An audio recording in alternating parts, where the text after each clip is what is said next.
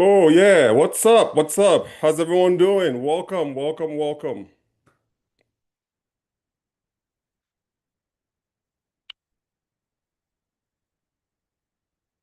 Glad to have you.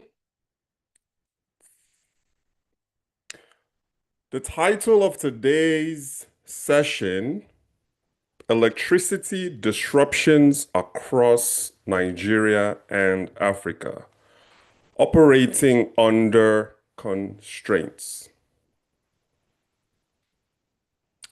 So let's start with the session rules. So you guys have asked me to put up a way for you guys to be able to call in. We are testing that today. Okay, so first things first, guys, this session is not a Q&A session. It's also not a consulting session. Okay, so the Zoom link is pinned atop the chat window to the right of your screen there. If you look at the top, you see the Zoom link.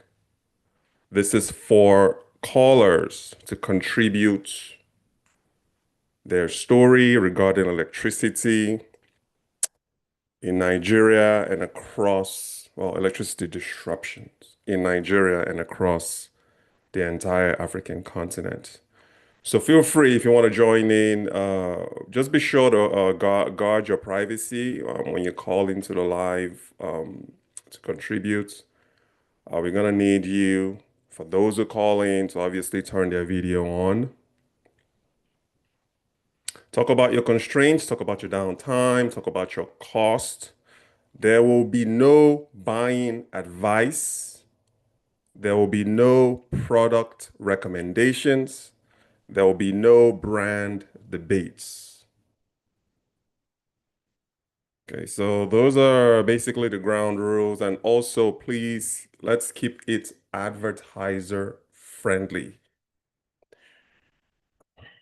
2026 started pretty good for us. We are starting to work with corporations now.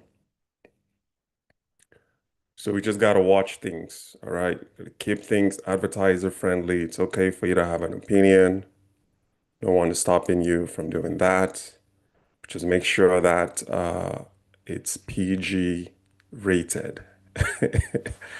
All right, so let's go ahead and get into it. I want to start with the first question, guys. So this is all about output loss. Question number one is how many hours of productive work did electricity, let's just say power disruption, how many hours of productive work did power disruption remove from your operation this week in Nigeria and Africa, wherever it is that you're watching from? Okay, repeat that question again. How many hours of productive work did electricity disruption or power disruption remove from your operation this week? All right. Secondly, this is cost reality. What is your current power backup actually costing you?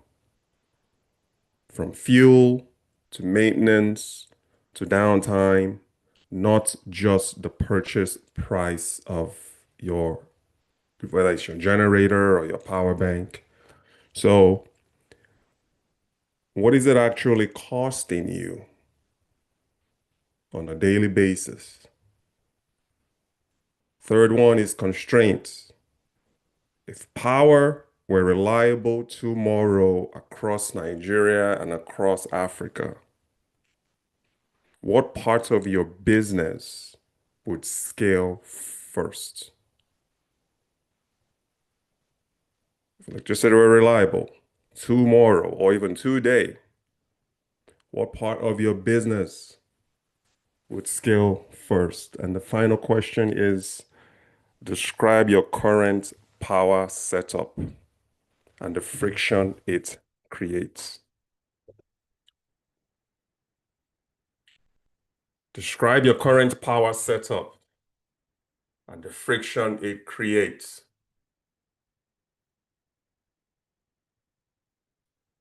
All right. So let me tell you guys about my power situation in Nigeria.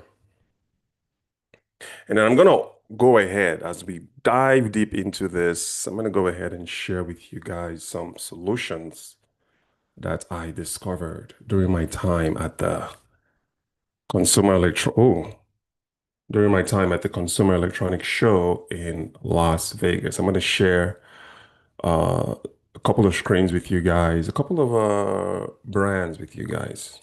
I'm not endorsing them. This is not a recommendation. I just want to show you guys some of the ecosystems that they're working with and let you guys make an informed decision on uh, on your electricity or your power situation in Nigeria.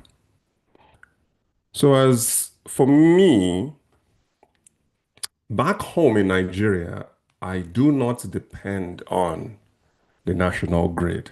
I don't depend on grid power. I basically operate off grid while in Nigeria. I've been doing so now for about 5 years. The national power grid is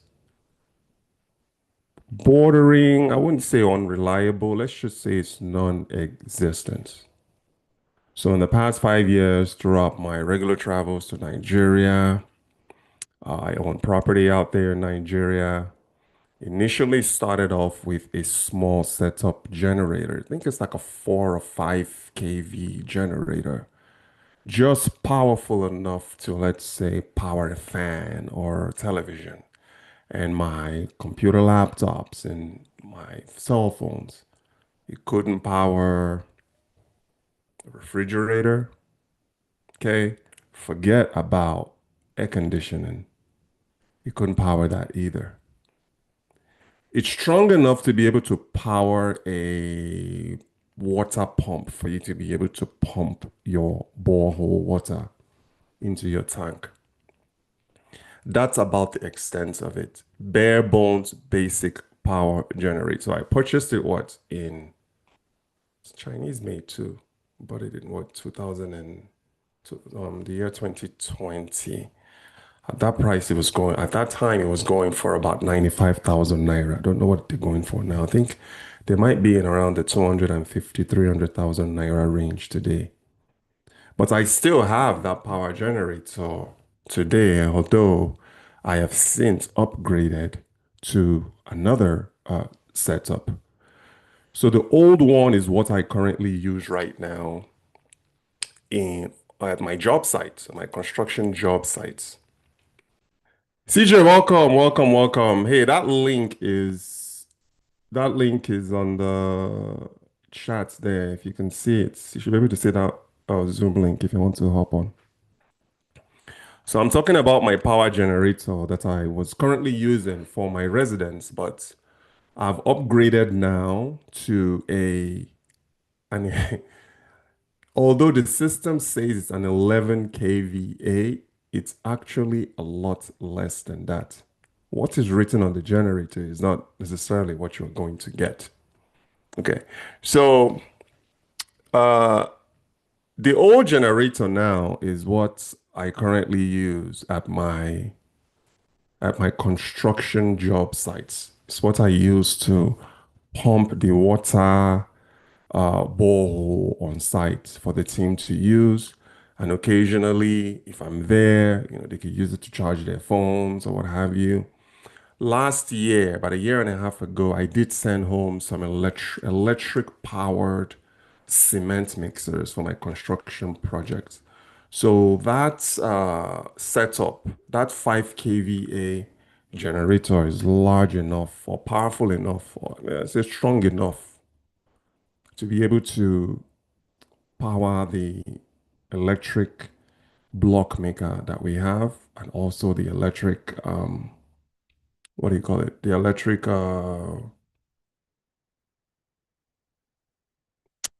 not the block maker, the electric cement mixer. Okay. So the upgrade happened because I needed something to be able to power my refrigerator and also my air conditioner. So I did end up upgrading to an 11 kVA. I think at that time, 2 or 3 years ago, I ended up paying about what 500,000 naira or so. Purchased it in Lagos and had it trucked over to my property in Akwa Ibom State. So that's what I'm currently using right now. And like I said, although the output on the generator says 11 kVA, that's not really what I'm getting. I'm probably getting maybe around five, no, I'll probably say around 7 uh, kVA output on that generator. So for the 2 weeks that I'm in Nigeria, it's enough for it to be, and I run it all night too. I run it all night, typically from about 6 p.m. to about 6 a.m. in order for me to be able to sleep through the night. But in order for you to be able to power a generator system, you're gonna need fuel, right? So part of my cost, this system is not a diesel powered system. It's just a regular PMS gas fuel powered system. So on a daily basis, I'm probably spending about, you're looking at a 30 gallon capacity, sorry, not a 30 gallon, a 30-liter capacity gen. What is the current rate of fuel right now in Nigeria? Let's just say 700 naira. Sorry, that's the lifting price. That's what the depot, the oil refineries are selling it for 700 naira. So let's just say it's 800 naira per liter. Okay. So you multiply that by 30. So you're looking at 24,000 naira to be able to power it. So divided by what is the exchange rate now? It's what, 1450. So it costs me an average of about 16, $17. Let's just round it off to like $20 a day for me to be able to run that gen. And you can go through a 30-liter generator easily overnight. So it takes me about, no, I'll probably say about a whole day is what it takes me.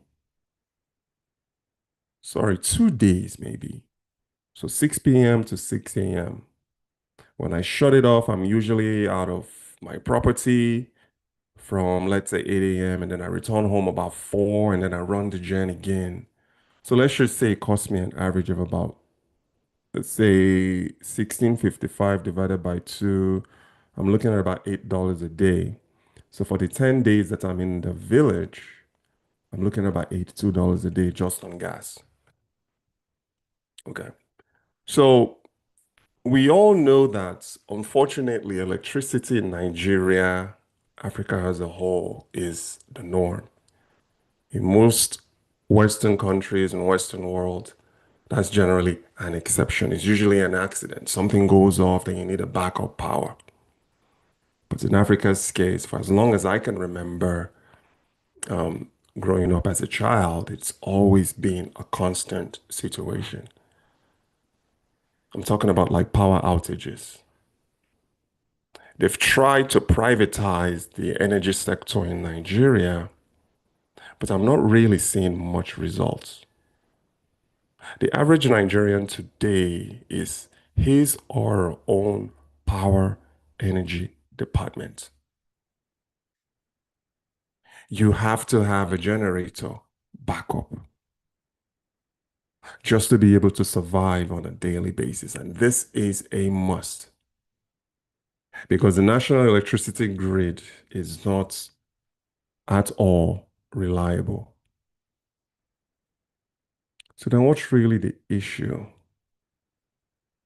I'm going to talk specifically about Nigeria right now because I can't generally speak for the entire African continent. If you're watching this from, let's say, Uganda, South Africa, Ghana, Togo, what is the electricity or the power sector in your country like? And I know that Nigeria is making gains in some way or another to be able to guarantee 24/7 electricity for its citizens. But then why are people still struggling to go a whole day without a power outage? If you're watching this, when was the last time you've gone? I'm not going to say a week. I'm going to give you 2 days. When was the last time you've gone 2 straight days with electricity? I'm talking about stabilized electricity in your home. I'm not talking about the fluctuating electricity that also, in some ways and in some capacity, they do end up destroying or damaging your electrical equipment or your appliances. So, what is the power sector? Zoom, zoom, zoom. I see Zoom. I don't see. I'm here just waiting. If you want to hop on. Did you try clicking on it? Because it's not, I'm not seeing anything.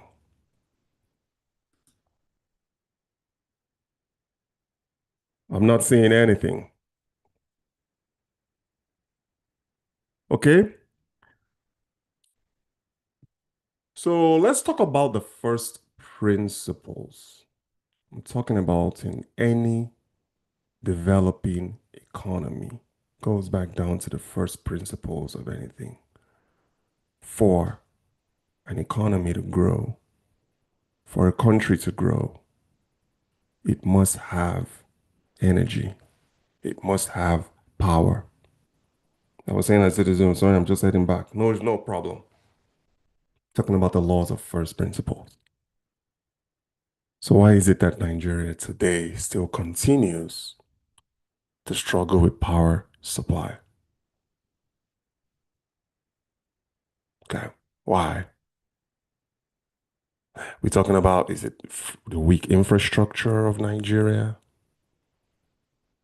We have what? Nearly about what, $40 billion in loans? How much of that is really going into solving the energy electrical problem in Nigeria? And also, are Nigerians partly to blame? If energy has been privatized, from what I understand, how are Nigerians paying their bills? Are they loading up? CJ, do you have an answer to this? Are they loading up on their data card or their electricity card? How does it really work there in Nigeria?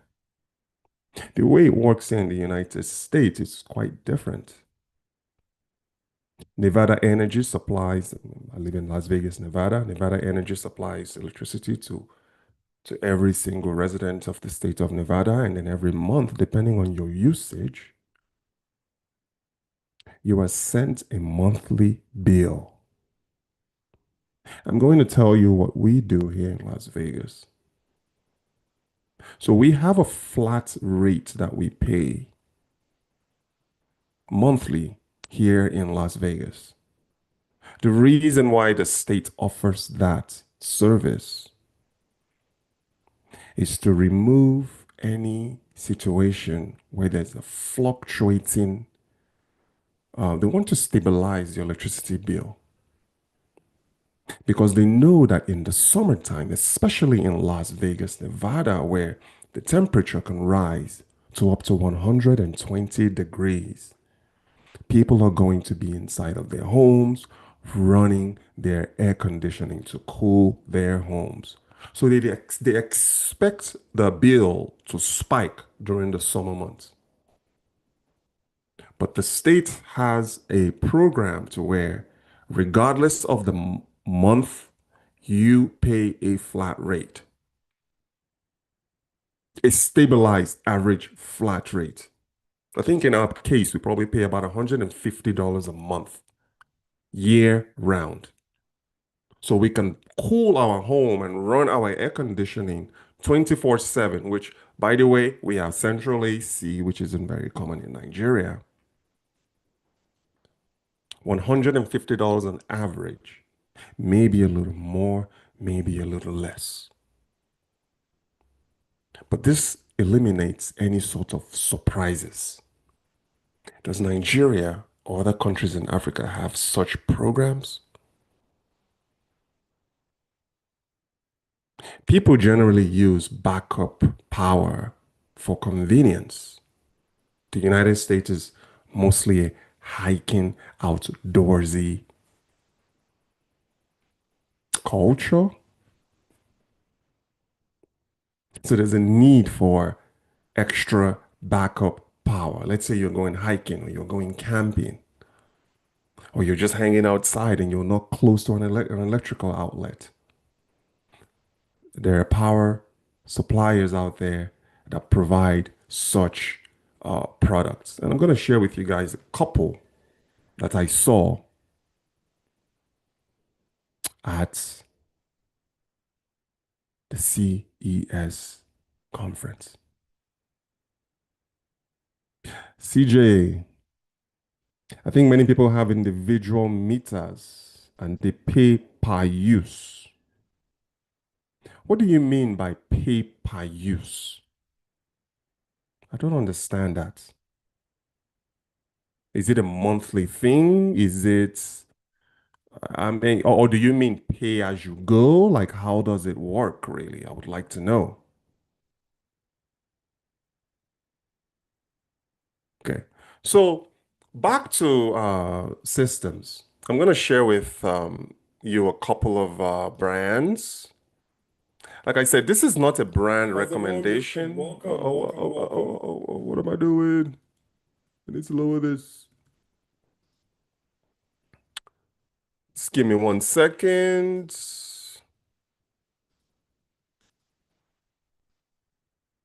Okay. What is this? Yeah. Just some recommendations that, well, not really a recommendation. Just want to show you guys some brands that some systems that I came upon.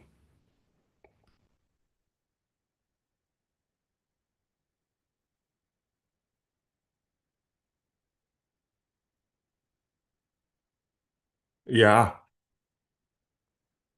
So you look at a company like EcoFlow, they are in the power ecosystems space, not just portable power banks for you to move around with for those who need to be more mobile.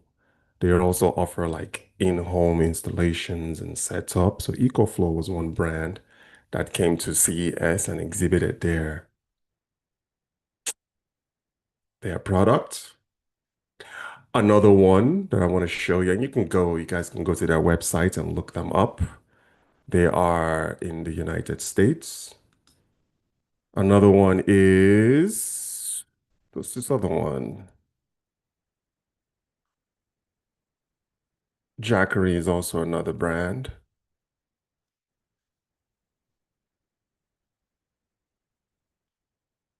that offers solar generator equipment. So just showing you guys some options. A third one is Boeti,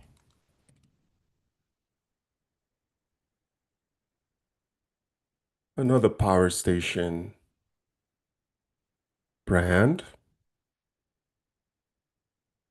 I'm not going to scroll down and go through the specs. You could find that information out yourself. Just giving you guys some ideas. And then a fourth and last one is Runhood. Runhood Power.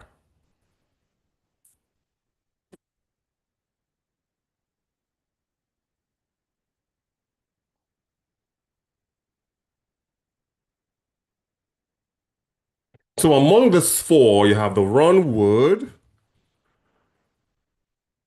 Feel free, check them out and look at some of the products that they offer on your own.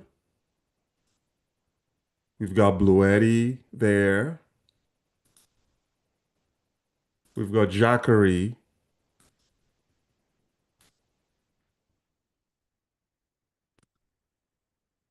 and then you have EcoFlow, all part of the 4,100 brands that exhibited at the Consumer Electronics Show in Las Vegas.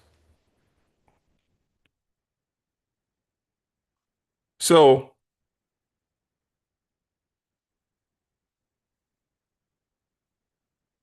I was just looking at EcoFlow.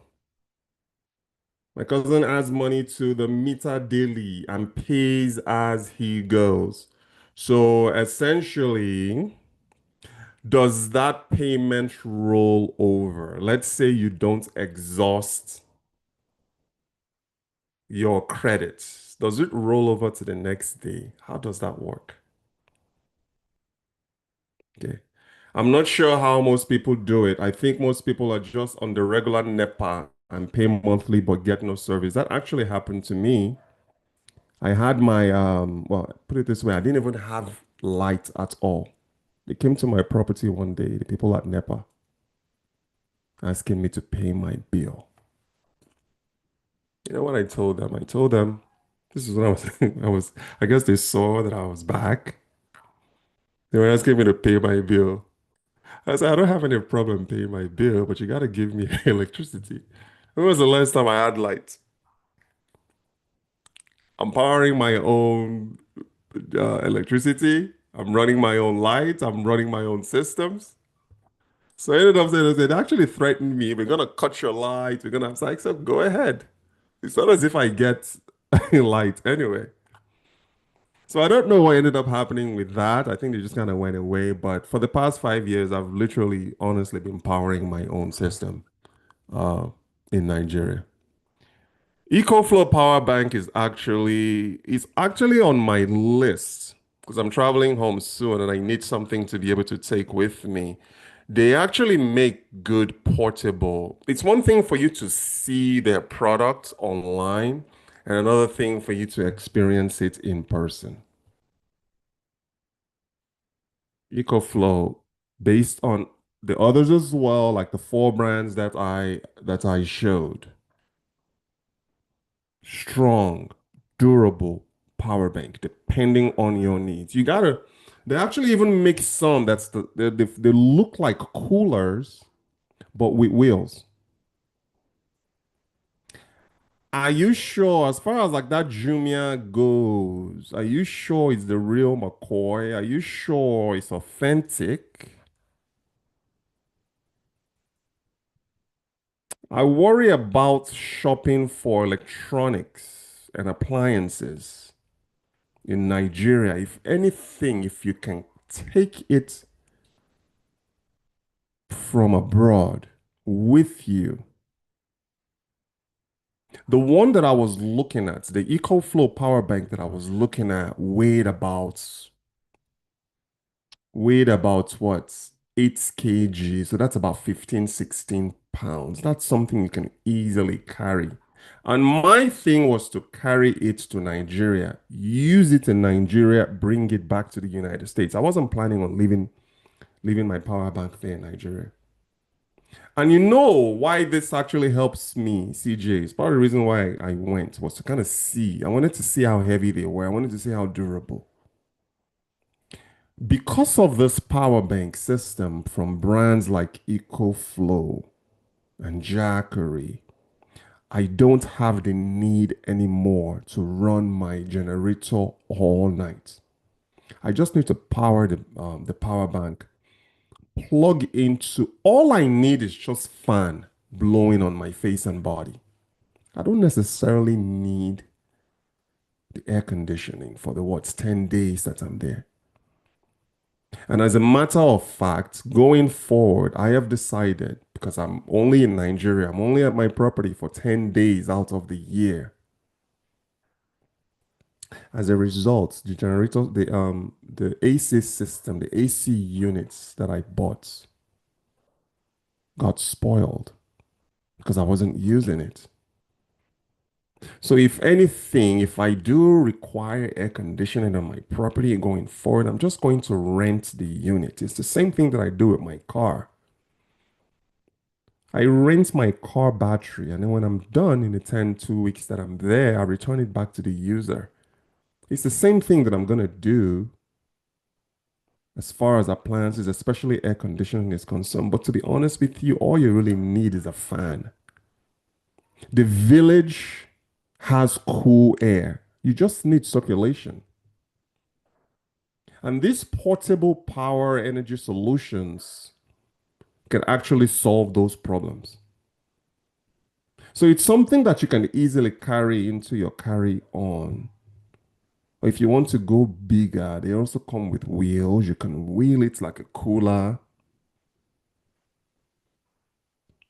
I would worry though, like I said, about buying anything on Jumia and Gigi. If you want to buy any electronic system, just buy it from abroad. Something that you know has a 12-month warranty. Because you know in Nigeria, they don't honor warranties. They'll offer it, but let something happen within that window and try and return it and see what happens to you. So, any sort of portable systems that you want to take, for those who are actually in Nigeria, if it's doable for you, have those items purchased directly from the United States and sent to you. Now, I know that EcoFlow is partnered with a company in South Africa. I don't know if that company also handles, let's say, Africa distribution. But you got to know your environment and know where you stand in Nigeria. The majority of the items there, unfortunately, sadly, I hate to say this, they are counterfeit. Starlink is counterfeited.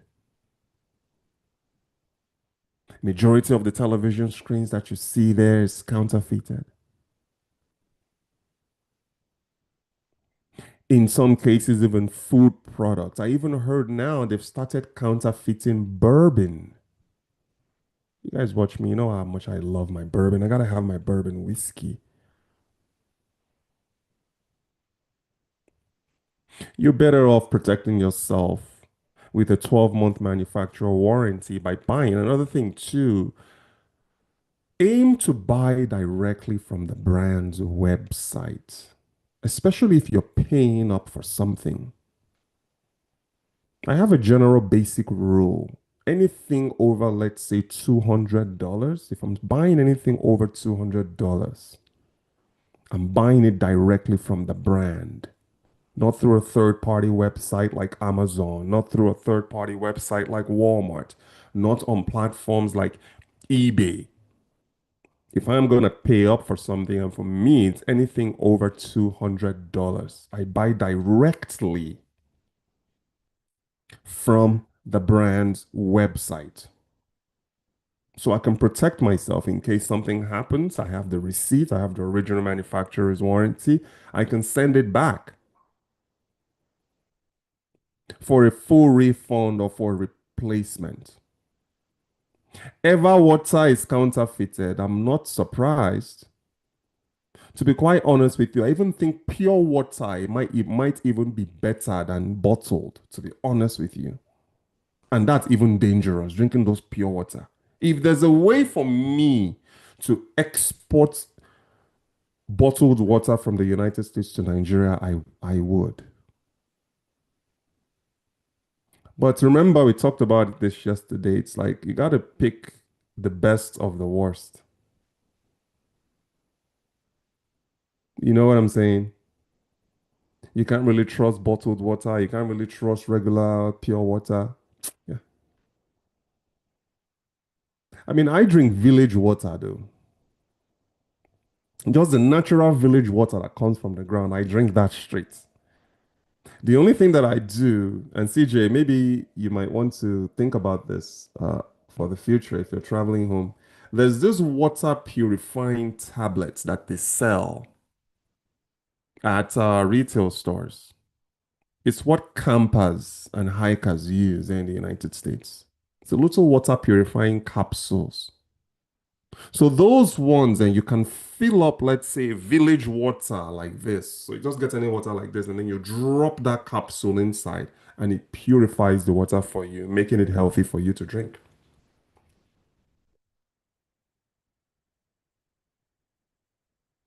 There are so many ways you can get around not having, even with the bottled water, CJ, I still would put a purifying capsule inside of it and then shake it up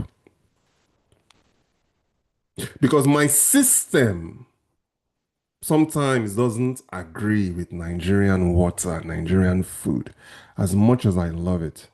So I always make sure when I'm traveling home to have that purifying capsules with me and to also have a bottle or a pack of Alka-Seltzer tablets with me. Yeah, those capsules come in handy. They're not expensive. Active Dodger, what's up? Alcohol has always been counterfeited. You see, I did not know that Active Dodger. Let me tell you, I went to the largest.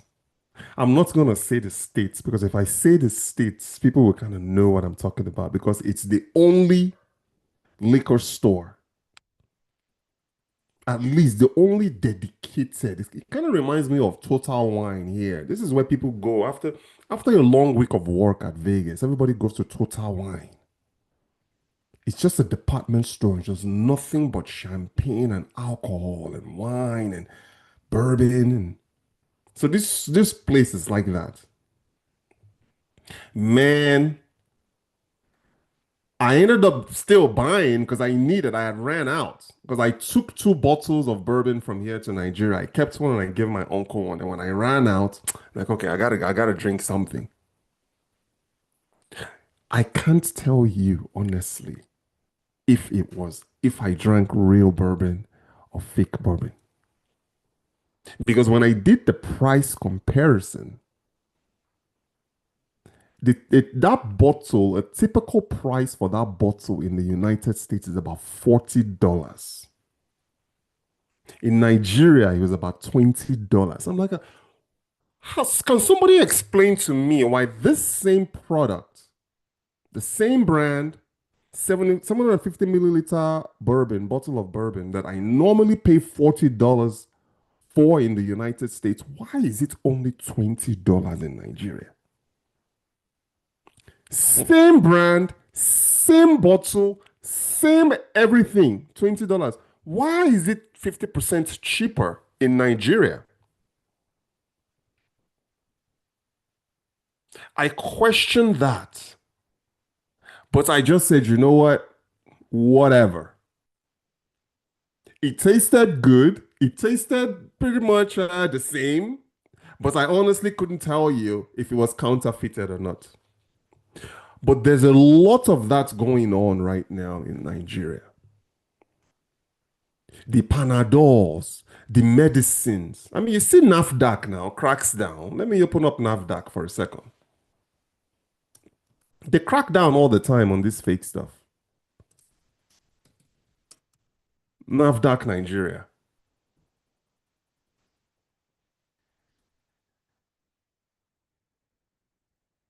Let's look at NAFDAC for a second and see maybe we can pull up a list of some things that's been blacklisted of avio pharmaceuticals and banning of tapentadol and carisoprodol combination.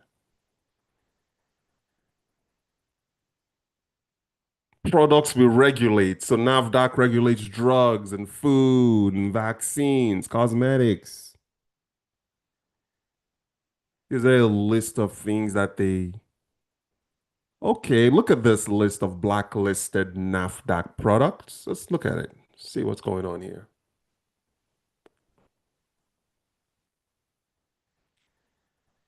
But the interesting thing is the general public even aware? It's one thing for you to list things on the website, but is the general public even aware? And if the general public is aware in some cases, do they even really care? You know, do they really care? Yes, fake brand. By the way, did you see the EU has removed Nigeria from high risk investment list? We are no longer high risk. We'll talk about that in a second.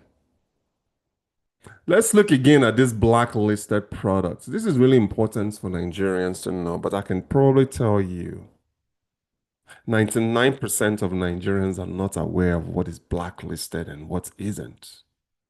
What is stopping these people from opening up shop again? Look at the market authorization holder. These are the companies. All they have to do is just close up shop. If they've been shut down already, it's just a matter of them going up and starting a new business.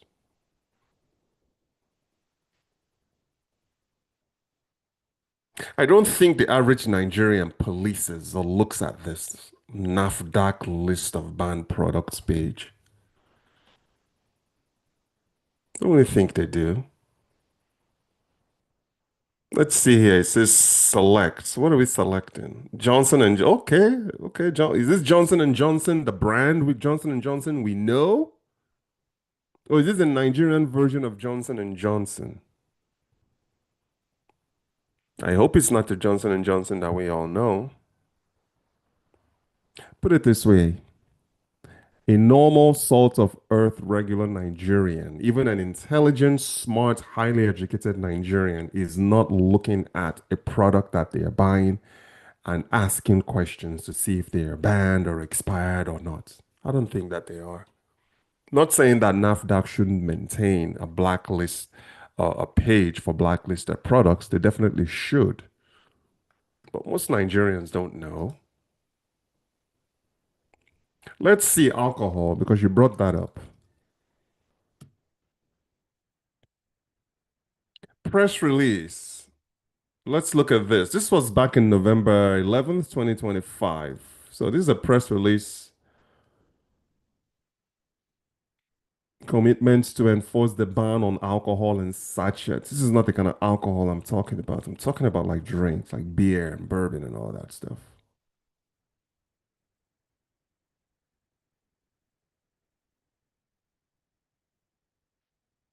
Yeah, this is a highly data-driven page and data-driven organization. Look at this. Let's look at the foods. See what's under the food page.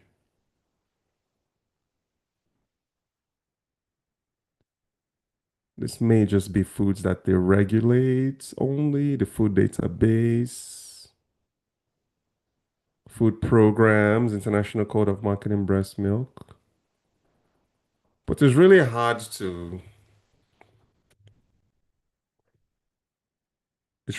for them to like widespread adoption to really make sure that Nigerians are paying attention to these things. It's pretty similar also to the Food and Drug Administration, the FDA. All they have to do is just recall and then they put down a national notice that a certain item has been recalled. And let me stop this share for a second. At least the way that the FDA regulates is very, very effective. I can't say the same from NAFDAC because you don't really have too many. I can probably say out of all of the food chains, the major food stores, the grocery stores that we have in the United States, maybe the owners, you can probably count all of the owners together on two hands. Because there's usually a large corporation, a parent corporation that runs everything or supplies all of the ingredients. Like Cargill, all of the eggs for McDonald's is supplied by Cargill. You've never heard of that company. Cargill. So if there's a recall, Cargill has a record of that. Let's say, for instance, there's a recall on a particular batch of eggs. Cargill has a way of tracking that particular batch of eggs and pulling them off US shelves. See, Nigeria doesn't have that. Nigeria doesn't have that. So they can have all of these items listed, but look at all those people. They are all fragmented, independent businesses. Nigeria doesn't have a Cargill. Nigeria doesn't have a a name other a Tyson chicken. But if a batch of chicken is contaminated, Tyson can track it using data, using artificial intelligence. Nigeria does not have that. But does it mean that they should stop listing these companies that are offering fake and contaminated items? I don't think so. Nigeria is just a widely fragmented country. There's really no centralization of anything or centralization of a particular database. Where is our own Tyson chicken in Nigeria? Where is our own Cargill in Nigeria? Don't have that. Everybody is just on their own, running their own program. All those roadside sellers that are selling akara and yams and beans and puff puff. Who's policing? I don't think NAFDAC can round up 230 million people and throw them in jail or police them that way. Are you telling me that the people selling akara and puff puff, they have NAFDAC? Are you telling me that they have NAFDAC certification? They don't have NAFDAC certification.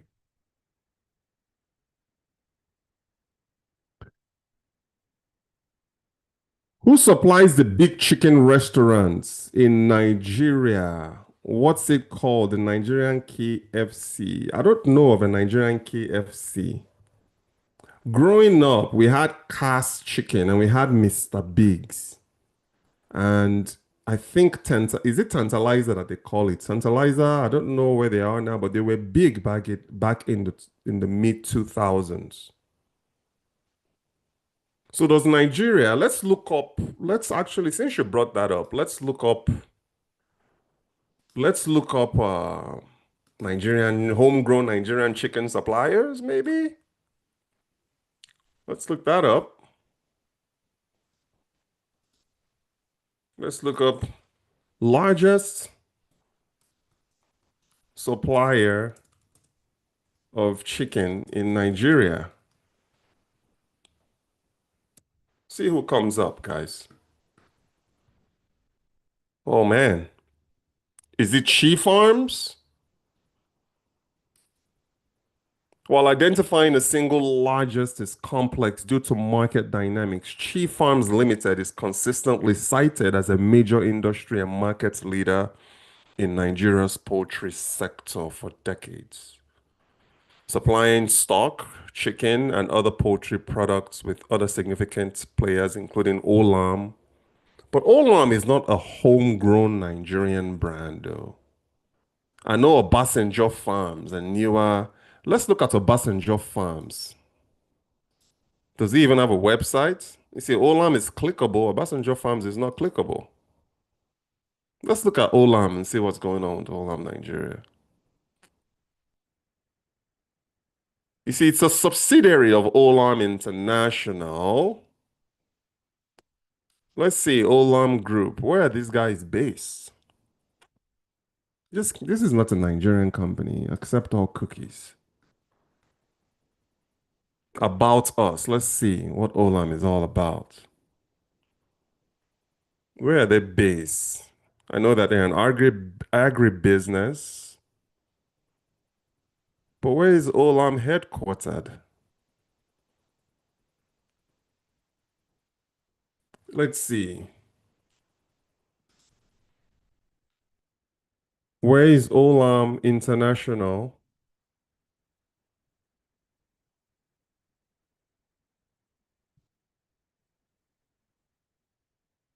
headquartered? So Olam is a Singaporean brand. So hopefully that answers your question, CJ. You know what I mean? So Olam is not a Nigerian company. They just have a subsidiary in Nigeria. And Chai Farms, Obasanjo Farms, Obasanjo Farms. Let me look that up and see what's going on with that. So, oh, they have a website. Let me share my screen with you guys again and let's look at Obasanjo Farms and see what they're about.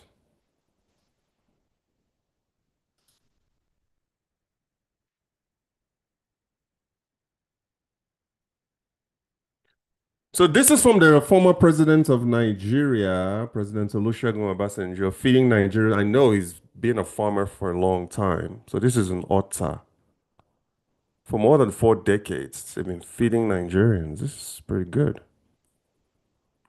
This is actually my first time looking at this website, guys. Oh, look at that nice chicken, that athletic Niger chicken that doesn't have any fat in it. No steroids, no hormones, no salts. These are like organic, that organic chicken that we eat here, the frozen cuts. Kudos to Obasanjo for this. This is what I'm talking about. You see, this is industry, this is enterprise,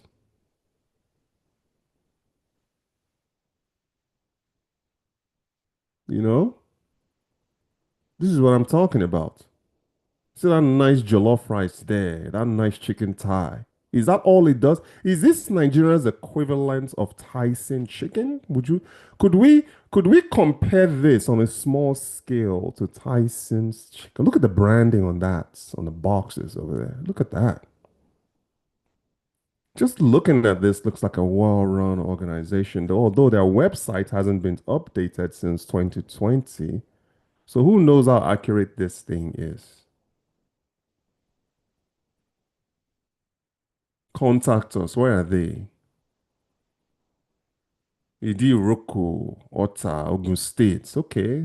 So Passenger Farms is in Ogun State.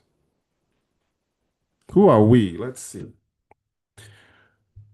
They're the leaders. They think differently and act boldly. At Passenger Farms Ota, we are not only ready for tomorrow, we are leading the way. This is good stuff. I think I'm going to follow them. I'm sold. I'm sold. I think I'm going to follow them on IG when I'm done with this session. So, yeah. So, Chicken Republic. Okay, okay, okay, okay. I don't. Oh, is Chicken Republic a national chain? Because there are franchises that require reliable chicken supply that is trackable. Okay. Let's look at Chicken Republic. Let's look at Chicken Republic. I'm going to share again with you guys. So we can learn together.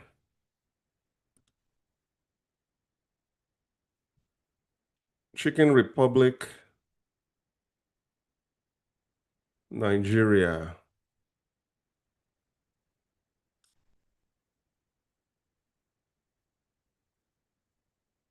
Let's accept that. I like the branding a lot. Oh, look at the French fries.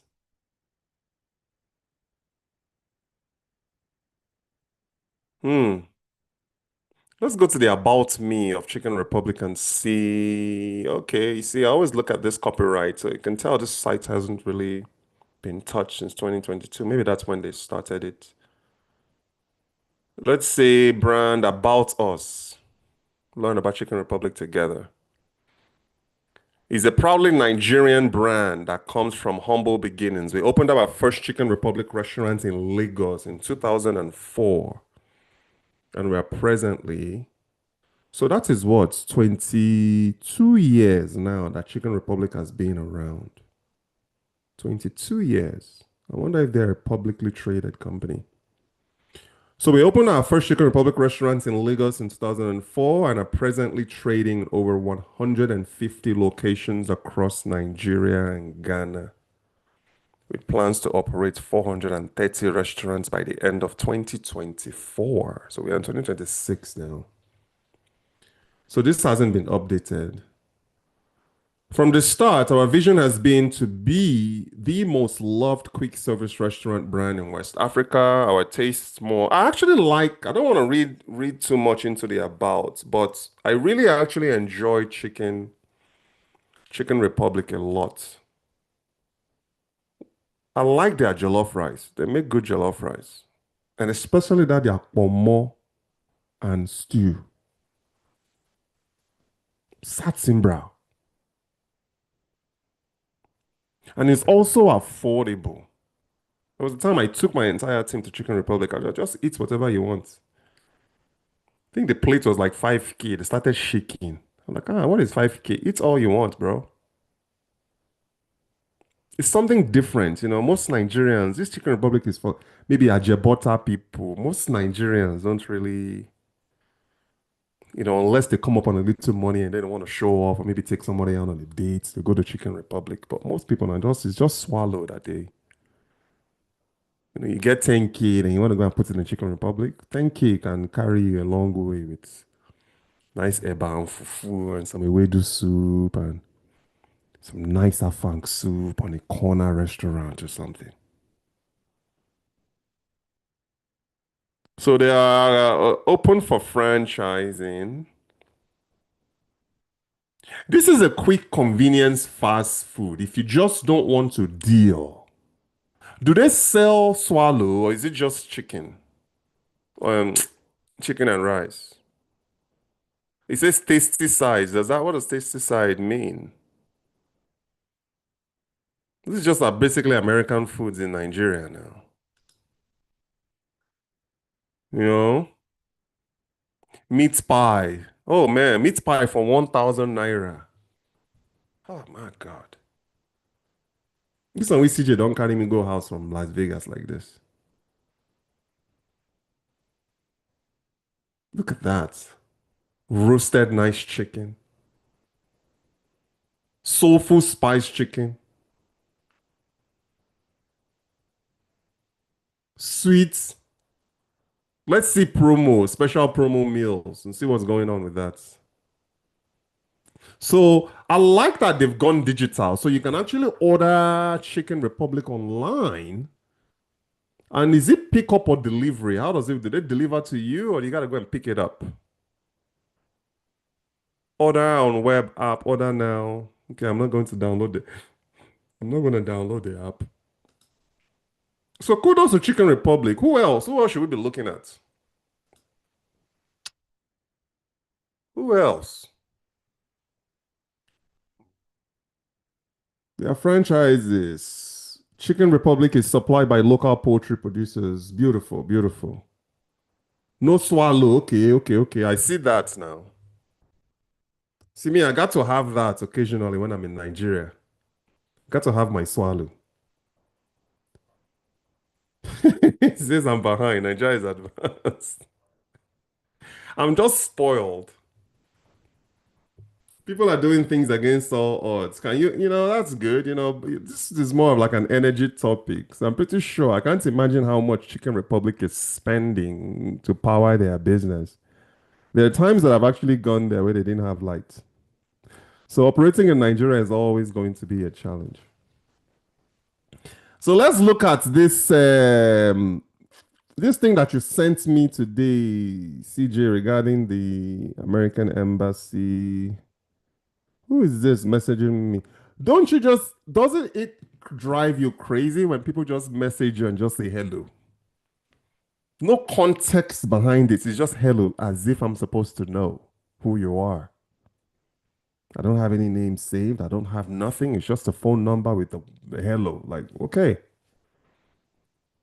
Add some context. You know?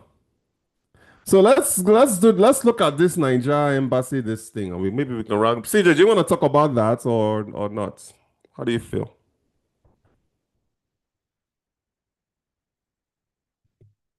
Maybe we can save it for another episode. Let's actually make That was me stalking you. Okay, okay. Okay. I don't want to mix the I think that should be an episode of its own. That's what I'm thinking. So maybe I'll schedule that. Tomorrow is Friday. Maybe that okay, let's schedule it for tomorrow so that people can have something over the weekend to chew on. So I'm not going to blend that American Embassy thing with this episode. Yeah, let's do it. Let's do it next time. Let's talk about the EU one. So what's going on with EU? You're telling me what's happening with EU? What is the headline so I can look it up? So CJ said there's something going on with EU removing Nigeria. Actually, let me look it up. EU removes Nigeria from high risk. Let's see. I'm only seeing something from Punch newspaper, but that's no problem. We'll look at it together.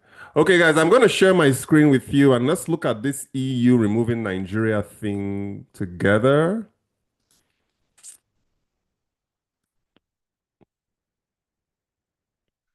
All right, so this is in today, according to CJ, who sent this to me. I wasn't aware. European Union removes Nigeria from high-risk financial list. So let's see what that story is about. This is from the Punch newspaper. So the person pictured here is the EU Commissioner Ursula von der Leyen. I don't know why they would feature a picture of her drinking. Pretty sure this lady has other pictures that doesn't show her drinking from a glass. But anyway, that's what Punch newspaper chose to feature. So let's see what the article is about. You see, I'm not really, when I'm looking at these things, I'm not looking at the noise. I'm looking at what this signifies. Like, what is the signal? That's what I'm looking for. I'm not looking at a bunch of noise. The majority of articles that are out there are just noisy articles. I'm looking for substance. How did we get on that list to begin with? And what prompted the removal? Congratulations to Nigeria, by the way, for coming. Listen, regardless of how they got off the list, congratulations on to Nigeria for getting off that list. I really wish that they would get off the US's do not travel list, though. We're still on there.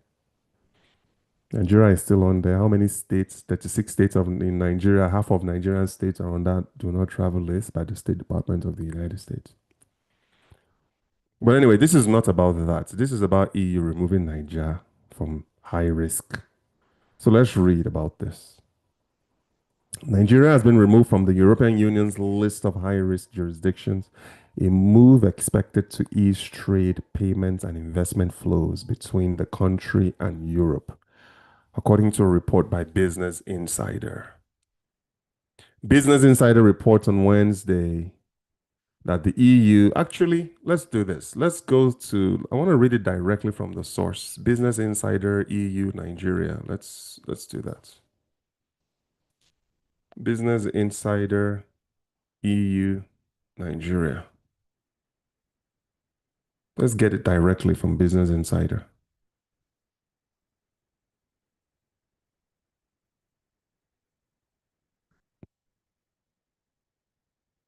Uh,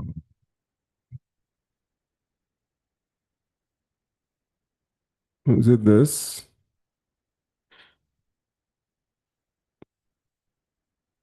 It's not that. Okay, just to save time, let's go back to Punch. Look at Jackery ad following me now.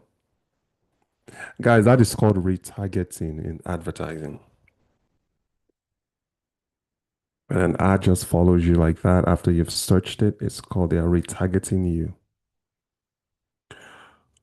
Okay, so Business Insider reports on Wednesday, that's today, that the EU, The European Commission confirmed that Nigeria, alongside South Africa, Burkina Faso, Mali, Mozambique, and Tanzania had strengthened its AML-CFT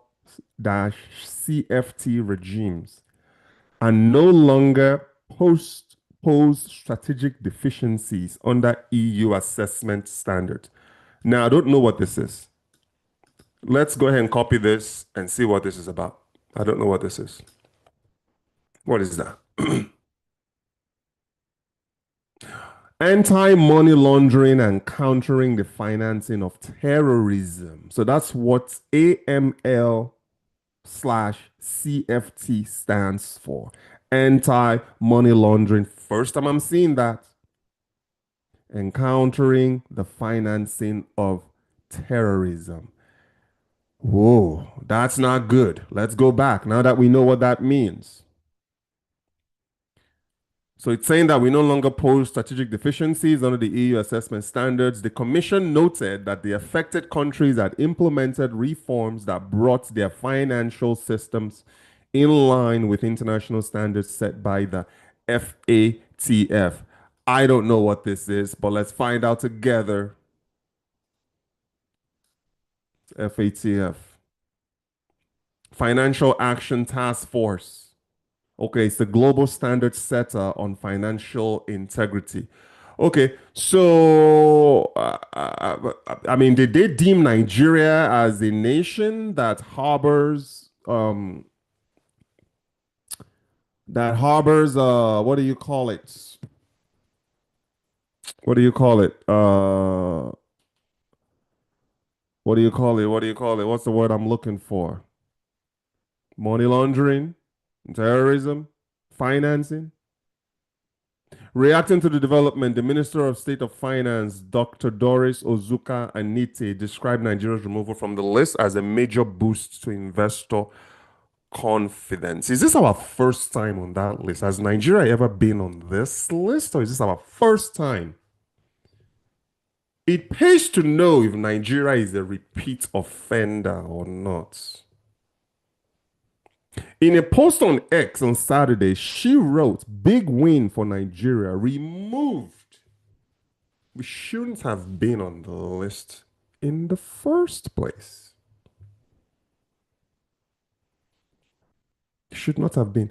Listen, big win to me is not being on the list to begin with. That's a big win. Getting on the list and coming off to me is not a big win.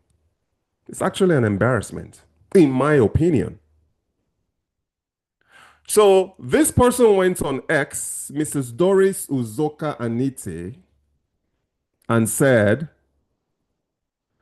"Big win for Nigeria, removed from EU." CJ, didn't we talk about this? See the celebration aspects. Nigerians, we love celebration. What does T-Mobile want to sell me today? Do I owe you? I'm busy. Voicemail. So we have been removed from the EU's financial high-risk list. Congrats to President at official, I guess that's Bola Tinubu, right?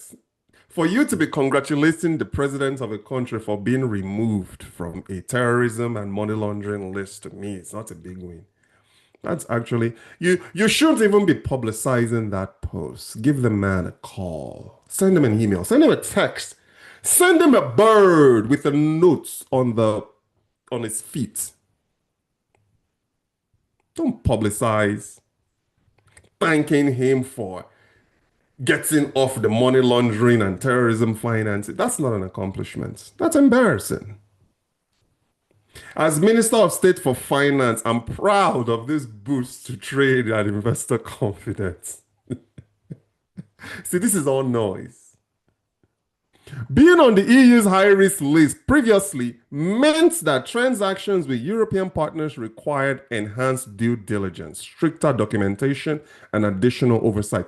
Isn't that what's happening in the Nigerian export sector? It's very difficult right now for you to be an exporter in Nigeria.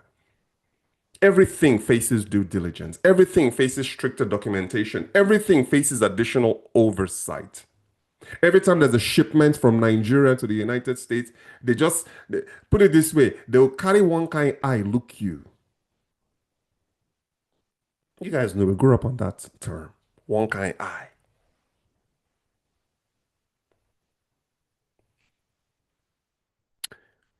Now, Nigerian businesses and banks face increased scrutiny. Same thing now. Nigerian travelers, don't they face increased scrutiny? Since when has Nigeria, anything happening from Nigeria, hasn't faced scrutiny? This is all noise. You know what this story tells me? I'm not done reading it yet. It's a foundational problem that Nigeria has. It's a foundational problem dating back to the birth of Nigeria, to the beginning of Nigeria. I've talked about this before. It's called the squalor of behaviors. You don't get fat overnight. You don't get skinny overnight. Sometimes people look at me, hey, Rich, you're so fit, you're so this, you're so that. I'm like, that's 20 something years of discipline. What can I do to get arms like you? What can I do to get? Yeah, I'm like, listen to me. It's not something. Do you have the discipline to be able to do it over and over and over and over again? Do you know what time I wake up every morning? 4 o'clock in the morning. Ask it. I'm in my gym working out. Squalor of behavior. The opposite of that is called discipline of behaviors. Nigeria has a squalor of behavior problem. Somebody called me out the other day and said, I posted that thing about the prices during the dirty December and how merchants were pricing Nigerian products 500%, 1000%. And somebody called me and I gave them the reason why. Nigeria has a behavioral problem. Do you think this is the first time that Nigeria is going to stop being on this list? Show me what you are drinking. Nigeria has a behavioral problem. 99% of our issues is behavioral. You can even tell right now what's happening. The world is running towards AI. Nigerian behavioral problem. We are still doing real estate, land investment, behavior. You don't get fat overnight. You also don't get skinny overnight. So if this person thinks that this is an accomplishment, that's what we talked about yesterday about our leaders lack imagination. Let's see the signal. How did we get on this list to begin with? Are they even going to mention it in the article? I don't know. This is my first time reading this article. I don't know. You are seeing what I'm seeing. You are seeing what I'm seeing. So for this person to go and write on X, this person ought to be afraid, ought to be ashamed of themselves. This is not something you make public, something you keep under the vest. And you be like, hey, Mr. Obasanjo, I know how did we get here? Maybe we don't repeat the same problem. Maybe we don't. Maybe we find a way to tighten up, just like we don't end up on this list again. Same as how we ended up on the American do not travel list. Oh, better yet, we are currently banned. We can't travel into the United States. Visas frozen. What do you call it? Citizenship ceremonies frozen. So long as your country of origin is Nigeria, any sort of documentation that you have immigration wise right now is completely shut until further notice. Now let's continue. Oh, this is noise. This is nothing. I'm not proud of this. I'm not proud of this. Nigerian businesses and banks face increased scrutiny, which slowed cross-border trade and complicated investment flows. Since when have we had uncomplicated investment flows in Nigeria? I was thinking about it today.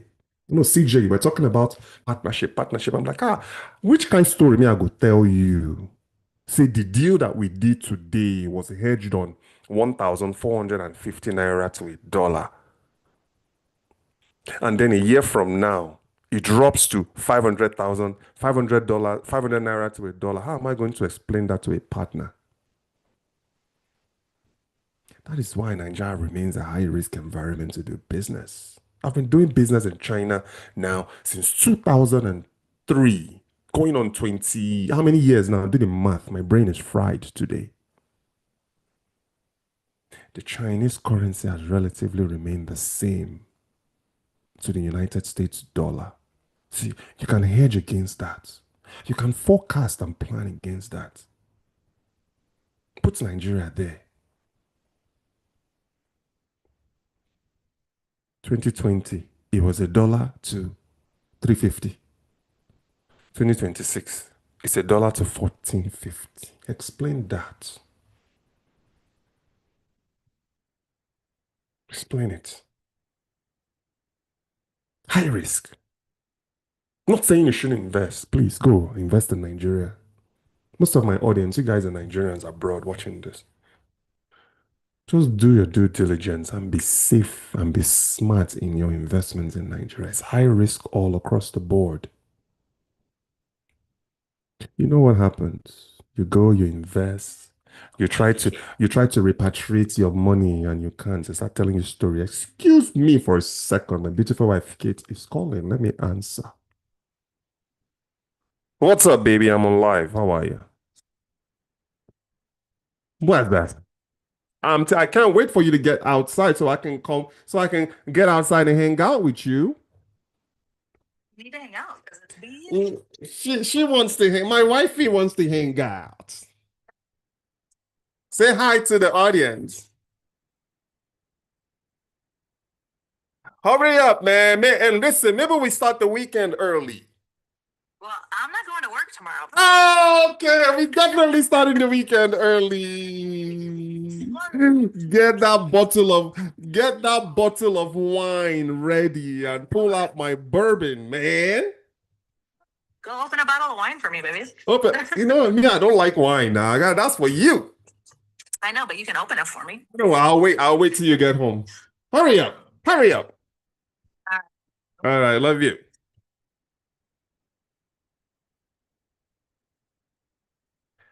Like I was saying, looks like what do you call it? Weekend came early. Isn't next week? Isn't this Martin Luther King weekend? Huh? So my wife has a 4-day weekend, though. Because she's off tomorrow and then she was off on the 19th again. Okay, so it looks like this is the benefit of being an entrepreneur. You can you can start your day and end your day whenever the hell you want. So it looks like my weekend is going to start early. Maybe I could drink a little bourbon today when I'm done. You see, CJ, you open this can. Let me close this can. Oh, just like that, CJ, the article has ended. Just like that, CJ, the article has ended. Okay, let's go back to this. You know, CJ, all that article was noise. They didn't really touch on the root cause, CJ. They did not address the root cause of that problem, did they? Are they embarrassed? Are they afraid? The EU is probably laughing right now. CJ said, "You making me enough." The EU is probably laughing at Nigeria, right? That listen, you know Nigeria is going to get back because they did not talk about the signal. They didn't talk about the root cause. Guys, life is all about cause and effect. People tend to see the effect. You see, the effect was being on that list. What is the cause? What is the cause? They didn't talk about the root cause. So to me, that's garbage. You see, 9 out of 10 Nigerians will be happy. Ah, we are off the list. We are off the list. We are off the list. Did anyone even bother on how we got there? What triggered it? How did Nigeria get there? Because you just don't end up on a money laundering terrorism financing list. because you sang in a choir.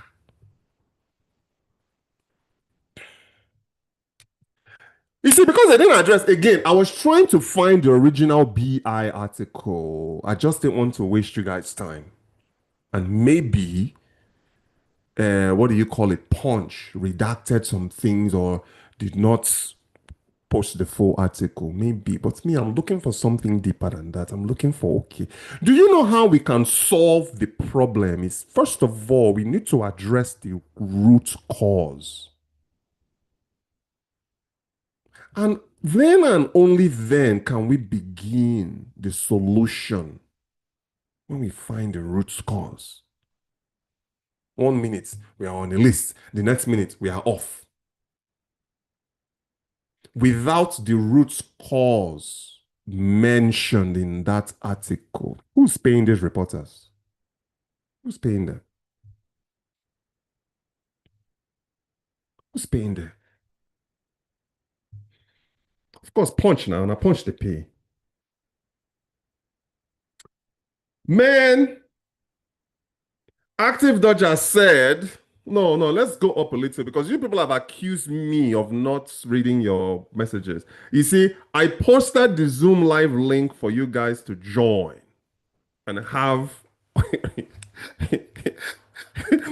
substance conversation on this podcast. Oh man, this is a podcast of substance, man. Like CJ said, we gotta hold them accountable. We got to hold them accountable. You see, me, I'm that guy. I don't give a damn about the effect. I'm interested in the cause. And let me tell you, you see, this is why you guys, this is enterprise shit. Why do you think I like hanging around wealthy people? Because I want to know. I'm not interested in their wealth. I want to know how they got there so I can copy it. That's the cause. We always look at the effects. Nigerians. And it's positive and negative, guys. Good and bad. You know what, guys? I need to upgrade to a better mic. I need to update. I need to upgrade to a better mic, man. This plastic mic that I'm using. But it does its job, though. You know, I think you guys will forgive my technicalities. If you go back and look at my videos, man, I've done some videos that some people will just jump off the bridge. But I keep going because every single day I get better. But I am more, back to what I was saying, I'm more interested in what makes things happen. Your mic seems fine. Thank you. You see, but to me, anyway, if you guys can hear me, that's what matters. But back to what I was saying, guys, it's about cause and effect.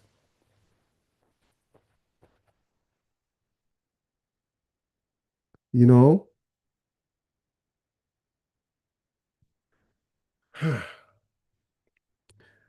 Okay, you guys, you've accused me of not reading your chats. So let's go and let me just read your chats and see what you guys are talking about. Let's go scroll back up. Oh. CJ accused me of being behind in many ways in Nigeria. Okay. Okay, CJ. I'm behind on a country that's 50 years behind. I guess we are all behind.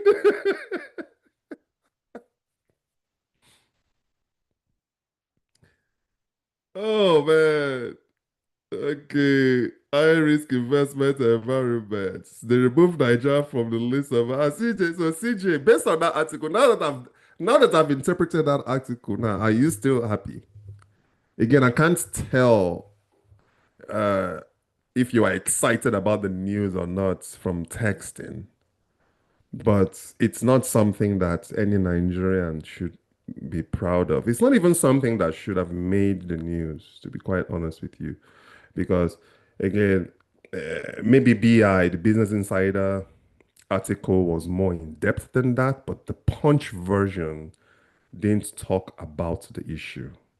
They just said we were removed. They didn't talk about what we did. They didn't talk about how we got there. They didn't talk about preventive measures. They didn't talk about preventive measures. So to me, this kind of seems like something that's just kind of swept under the rug. We are the way it is because none of those things were touched. Nigeria is going to be back on that list. No. So she looks nervous about her decision. That picture was old now. Her drinking may imply the decision was made out of drunkenness. Perhaps read the summaries on the right of your screen. I just left you a voice note on WhatsApp. Okay, I'll listen to it when I'm drinking my bourbon. We apparently love mediocrity and bare minimum. I can't disagree with that. Active Dodger said money laundering and terrorism are still rampant, in my opinion. So I don't know why we should be prematurely removed. You are you are not wrong. You are not wrong about that. I mean, if you look at you make a very good point. I mean, did they not just wasn't there somebody? I don't want to start on that one because it's going to be another hour. But it's institutional, this issue. So yes, that might have been a premature removal. Again, I didn't even know that Nigeria was on that list until CJ brought it up. You see, this adds to the challenges of doing of doing business in Nigeria.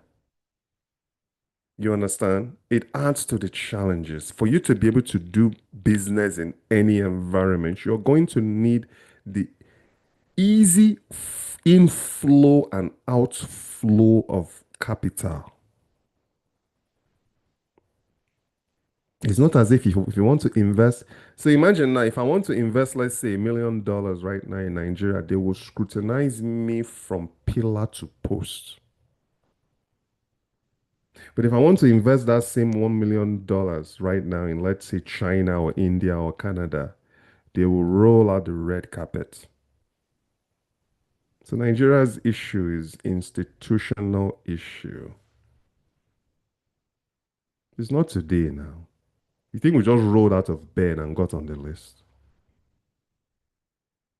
You think EU just wakes up, rolls out of bed, and just flags you? It's a systemic, repetitive, behavioral, patterned issue. TJ, next time you're better off just coming on live, coming on the Zoom. No, you're sending me something. But we'll talk about that embassy situation tomorrow. Maybe I'll even have Kate because Kate is off tomorrow. Sorry. She's going on a field trip with the girls, school field trip with the girls. So she might not be on, but I want to talk about that embassy thing tomorrow. I should tune in for that.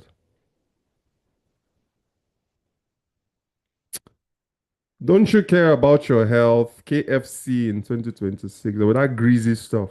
You see, chicken itself is healthy though. If it's like baked chicken, I'm okay with baked chicken. Because chicken is like what, 22, 23 grams of protein. But when they dip it in that oil, it's usually that's what raises your cholesterol. And you have like clogged arteries or something. But baked chicken, active, baked chicken or grilled. I don't remember the last time I ate fried chicken dipped in fried vegetable oil. I don't remember. Honestly, I do not remember. Our own is grilled or baked. And that's pure protein.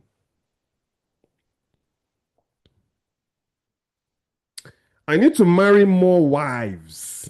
CJ, I'm looking for wife number three.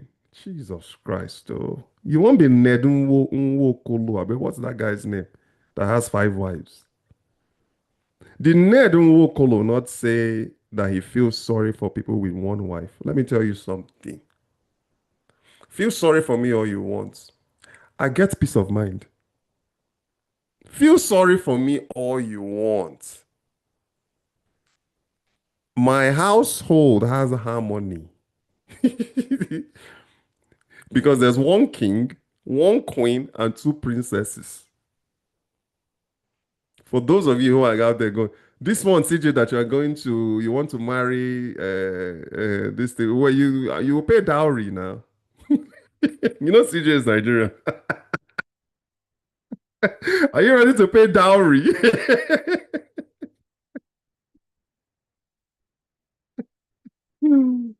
Oh man. Laja is toasting. Laja is toasting on the live chat.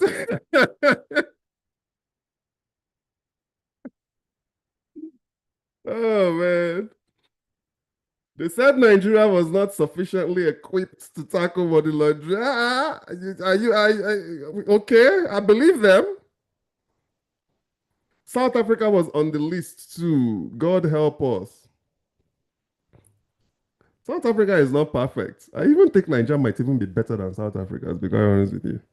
It's just that we don't know much about that country because we don't live there. The only country in the African continent that I follow is Nigeria. I mean, I would have loved to cover more, let's say, more African countries, but you know, Africa is just fragmented 50 something states, multiple languages, multiple governments.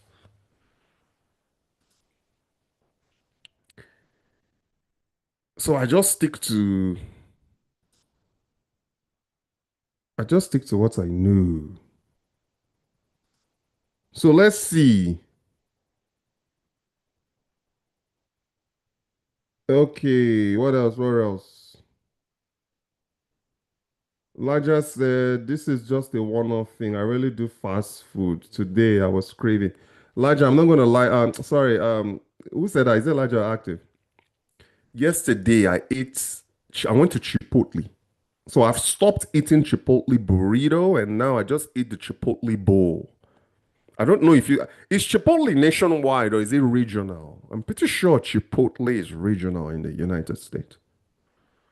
But I had to do a lot of, you see this document, guys, this is all our business licenses that I had to go and renew.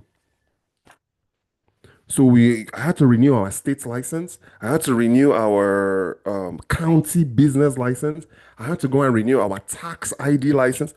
America is all about compliance. So yesterday, or was it 2 days ago, all day long, I was just in and out of this. Some you can do online, others you got to do in person because they have to check certain things. I was so tired. I just said, you know what? I'm not going to wait to eat a healthy meal. I'm not going to wait for Kate to cook. I'm just going to go and eat something. What did I see? What do you call it? Chipotle around the corner.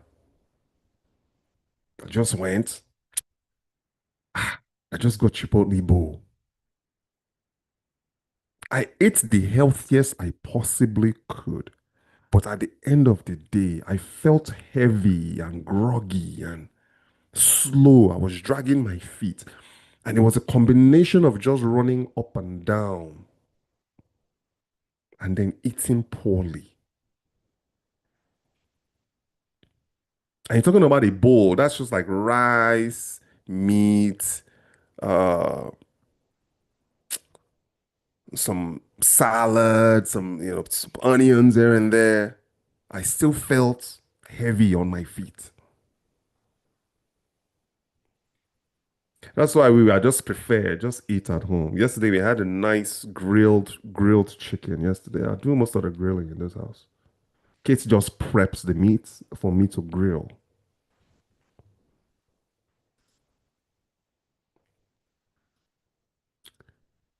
Let's see. Man, this live cast is so delayed. It's not even funny. It's like my YouTube chat is one thing, it's showing one thing, and then my internal chat within Zoom is showing something else. For example, here I'm stopping, it's stopping at where CJ said, I'm not only Nigerian, I'm Igbo. And then on the live chat is so far. Okay, so it was just lack of infrastructure. It was there on the screen. It was there in Vanguard too. Me, I'm trying to eat. I'll join the next Zoom. Your mic seems fine. Podcast of substance, but here we are talking about buying KFC and getting third wives. Elijah starts that one now. Elijah starts that one. He wants to join Ned Nwokolo and his five wives. Listen, I know we are on five wives, man. Bro, my grandfather married five. What is it with five? My grandfather married five. My dad did four. Me, I just did one. I was the one that stopped, broke that cycle. It's possible, guys. Play my voice note. I will play your voice note, CJ, another time. I'm tired. I'm not only Nigerian, I'm Igbo. You see, CJ, is she Ada? I think she's probably off. She's probably Ada. You know, with Ada girls now, they are the oldest. So your larger, your dowry, you know, could be small dowry. Oh. You go pay Ada level dowry. You go pay Ada level dowry, larger. All right, girls, guys, ladies and gentlemen, it's been the most fun hanging out with you guys. Hey, tune in tomorrow. We're gonna do another one. I want to talk about the CJ sent me that thing too. I want to talk about the oh Ada. You see, CJ be Ada now. You can pay up. Don't worry, CJ. He's going to kill cow too. How many cows is he gonna kill? You see, this is love connection. We are making connections on we are we are connecting Nigerians in business and also in love.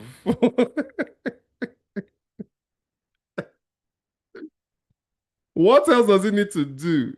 But me, I escaped that dowry payment nonsense, though. You know, you put me a marry, man. I didn't have to go and dobale. Well, anyway, no, I take that back.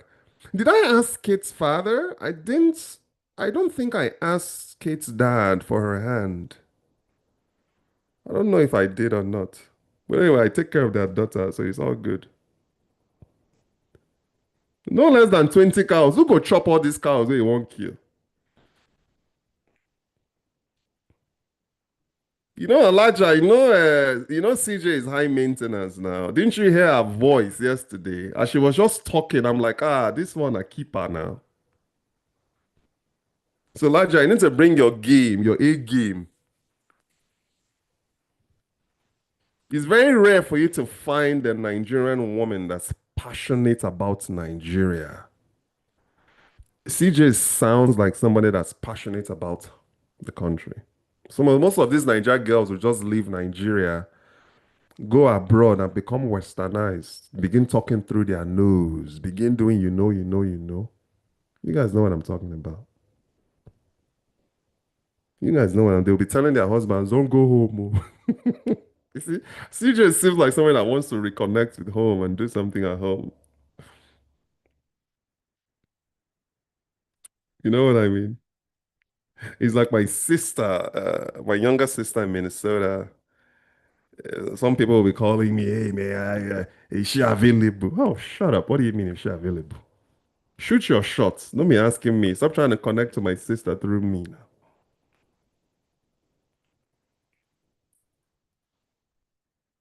Let me tell you, I know we are off talking about relation. Oh my God, why are they talking about relationships? Good men and good women are hard to come by these days. This age of the internet and dating apps and Facebook and what do you call it? Everybody wants you to DM them. Remember back in the day, it was like, here's my number. Now it's slide in my DM, DM me, follow me on IG. It's just too much going on. You can't just call a girl or call a man, go for a walk. I know women don't go for walks anymore. They want to be treated to a nice five-star dinner. And so, CJ, do you have that? Are you going to be able to fly to Canada to go and court? Glad you don't disappear. Oh man. So let's play the other. I miss those days. Of course. Why would you not miss those days? When you used to be anxiety. Oh man, she hasn't called me in 3 days. She hasn't called me. She hasn't called me in 2 days. And then the phone rings and it's her. Oh man, you start dancing and jumping up for joy. Those days when courting meant courting. We used to court. You were excited to hear and literally through the night you're talking to each other over the phone and then those were the good old days. Now it's like, man, the guy has 10 girls he's seeing, the lady has 10 guys she's seeing. And then they are talking about they are looking for a they're looking for a, a longer term relationship. How can you have a long term relationship when the guy is talking to 10 girls and the girl is talking to 10 guys?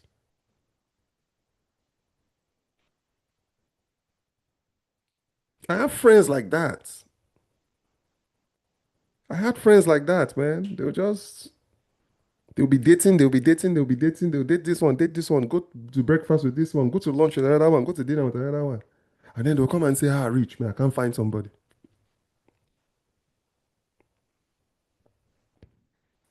Elijah, the athletic, you see now, Elijah, we are not talking about American cows that has body and that has meat. We are talking about athletic Nigerian cows. I get one now. That one don't get fat at all. No. That's all CJ is asking. You just drop 20. I think a cow now is at 1.4 million naira. So you gotta do 20 of those. There's no substitute, so you got to. Maybe you can negotiate with CJ's dad and say, okay, instead of 20, let's drop it to 10 cows. You know what I mean? But anyway, man, we went way off topic today. We went way off course today. I just said I would triple the offer to 60. That's too many cows, though. CJ, let me defend Laja on this one. That's too many damn cows. But Nigerians, being who we are, man, we go chop that cow. Eh. You can't kill enough cow in a Nigerian wedding. There is not enough. My uncle, when my uncle did his mom's burial, my oil and gas uncle that I've been talking about on this podcast, 23 cows was what the guy killed. People were still hungry.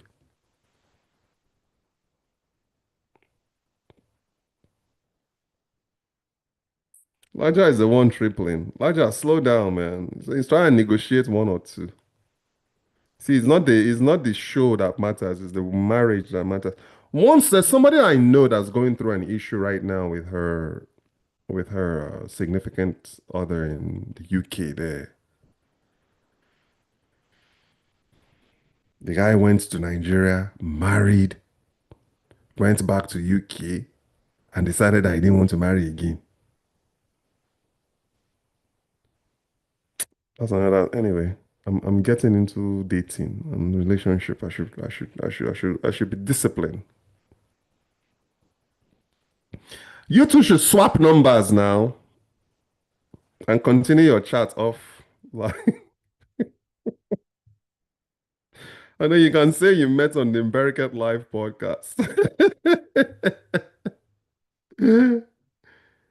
Oh man, we eat and also take away. You don't mess with the takeaways. Ah, you're talking about. Oh my God, there's somebody that I know. Anyway, I know I get too many stories. This one does not even take away the finished food. Now the raw rice in the go carry. Now my mama just can't call me, man. Say, we've given, we fed him, we fed them, we fed the wife, we fed the husband, we fed the kids. And the next thing you know, the guy that's then sell for boots. The guy open boots, they put mineral inside the boots from another person patio. He was just dunking mineral and rice and gari, and my mom was like, I felt so embarrassed. I felt so embarrassed.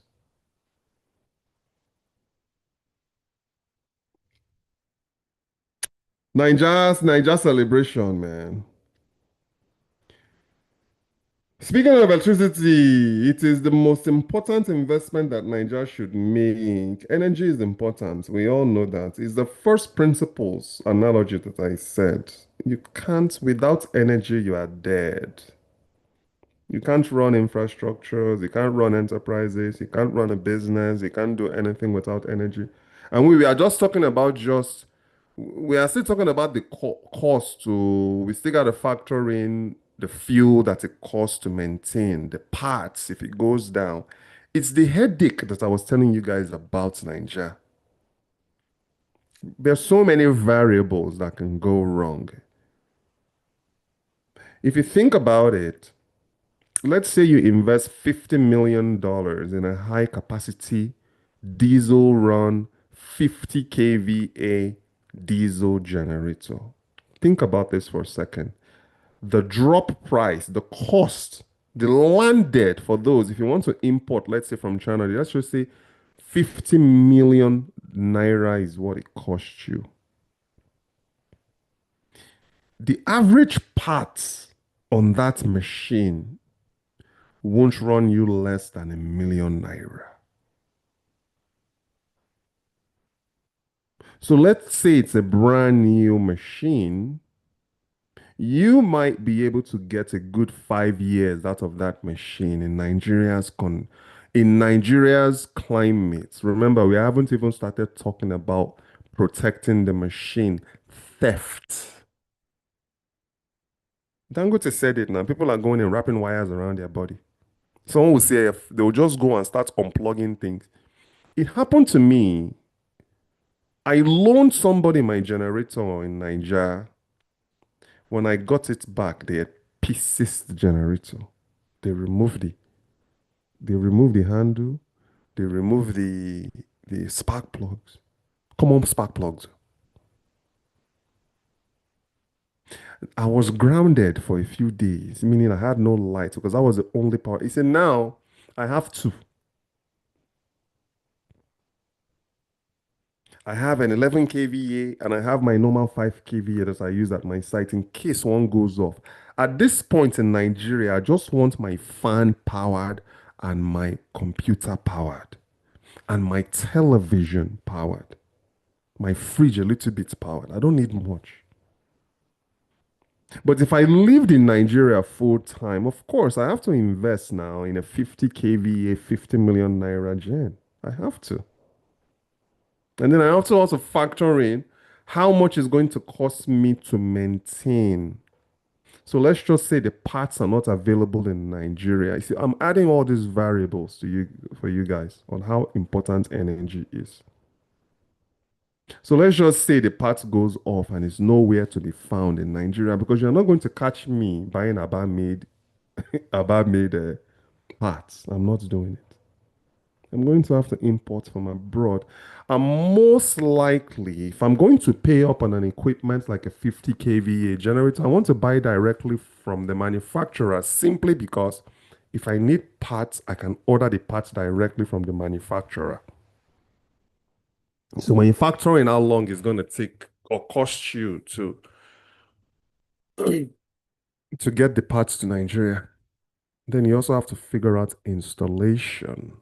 How many Nigerian mechanics or generator specialists are skilled to be able to replace a part in a 50 kVA camera? Not camera, in a 50 kVA gen. These are all things you got to consider. All things you got to consider. It's not easy. A friend of mine runs a printing shop in Lagos. I worry and I wonder how she's able to actually power the printing shop. So, do you turn on the gen when you need to do a printing job, and then when that job is done, you turn it off? You see, it's the first principles I'm talking about. For any economy to grow, the economy needs energy and it also needs consistent policies. Without those two, you're gonna struggle. And it's not everybody that can. Nigeria is largely bring your own. Everything is BYO. BYO, bring your own infrastructure, bring your own power, bring your own water. I am my own power department in Nigeria. I am my own water department in Nigeria. Basic things. Again, I'm not saying this to scare you from investing in Nigeria or doing something. I'm just saying the challenges are real. Challenges are real. It takes somebody with a special, honestly, you just have to love. You have to 100% love Nigeria for you to do anything there. If that love isn't there, you're gonna give up. You're gonna give up.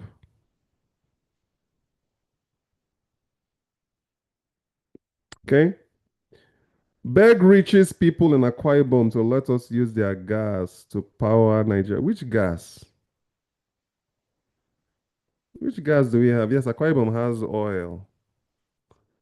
Um, but which gas do we have? Akwa Ibom that can't even power Akwa Ibom wants to go and power your state or Ogun State, where you're from, Ibadan, where you're from, Laja. CJ has shut down. You see, CJ just stiff-armed you, Laja. She don't block you because she says she's taken. Congratulations, CJ. Lucky man. How I Met Your Mother, Nigeria version. Rich, you are now chocolate from Love Connection. I used to watch that show when I was a kid. I like when he say 2 on 2. Why not solar in Nigeria, Rich? Many of my friends power their farmhouses with solar in Nigeria. You see those brands that I showed you guys? I think they have solar ecosystems. I think solar could work. I don't know how effective solar would be on an industrial capacity, though. When you say they power their farms, maybe do they just power, let's say, the irrigation system? Like, what are they really powering? Are they powering the warehousing? Are they powering the office, the farmhouse, the barns? Like, what specifically? There has to be some specific thing that they are powering. If you're saying solar because they want to power the borehole, they need the energy to be able to run the borehole. I can see basic solar happening. But again, also depends on the kind of farms too. Are you talking about a farm, a greenhouse farm that consumes a lot of energy? Are you raising poultry? Because you have to have those poultry inside. It just your energy usage is going to depend on the energy solutions that you use. So not all are created equal. Everybody, also the size of your farm, you didn't mention. Are we talking about a 20-hectare farm or a 1 acre? Just kind of depends.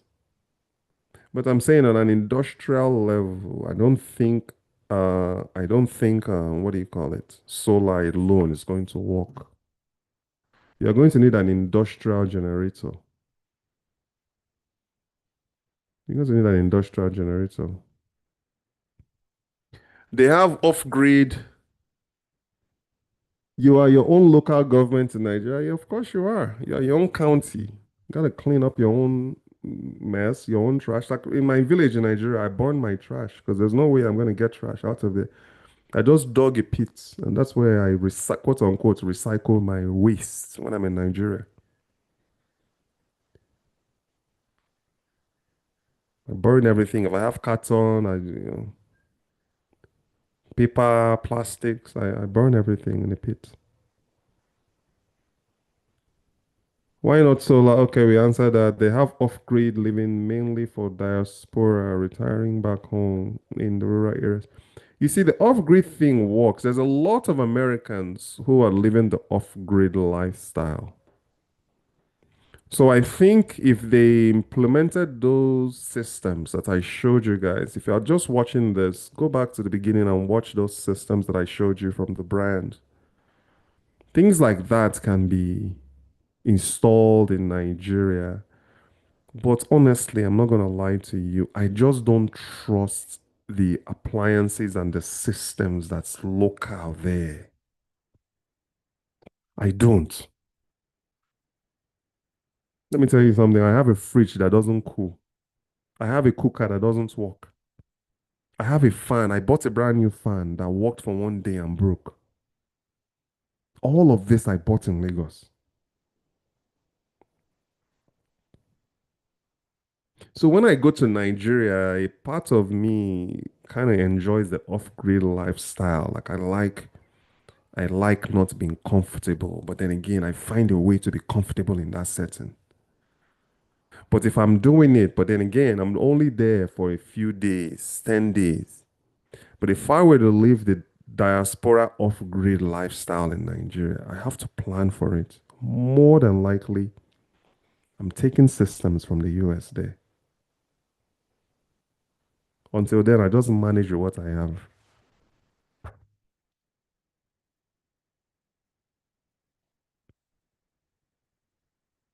They also power cold storages. Yeah, I'm gonna have to see. But anyway, 2 hours. The family is home. I'll catch you guys hopefully tomorrow on the next podcast. I want to talk about again. I want to talk about signals and noise. I want to talk about the Niger embassy thing that CJ sent me. I'll talk about that tomorrow. I'm trying scheduling it schedule it tomorrow. Okay. So look out for that and be sure to like, share, and subscribe. Comments. Thank you guys for the feed. I really appreciate you guys participating. And I'm going to keep on posting the Zoom link for future episodes. So we kind of keep that thing normal for those who want to hop on and contribute um to the live chat. That way we are not dependent on the WhatsApp calls, you know.